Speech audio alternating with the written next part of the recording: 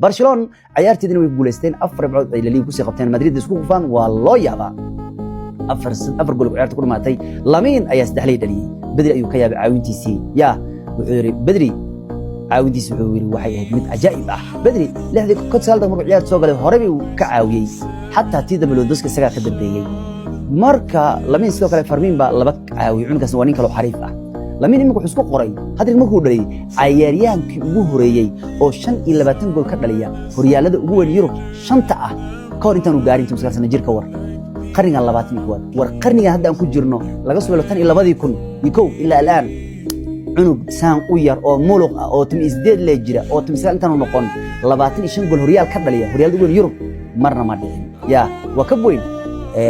inta kaliya ma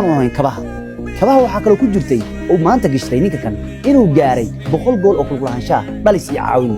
wana inuu yiro weli misaal aan gaarin misna jira intuu da'dan jiro ayuu wuxuu gaaray 100 gool dhalis iyo caawin waa daayirkii ugu yaraa ever waa macna kabtaas gashtay wayaan runtii hadalkiisu ugu horeeyay sida ayuu ku dhaliyay isaga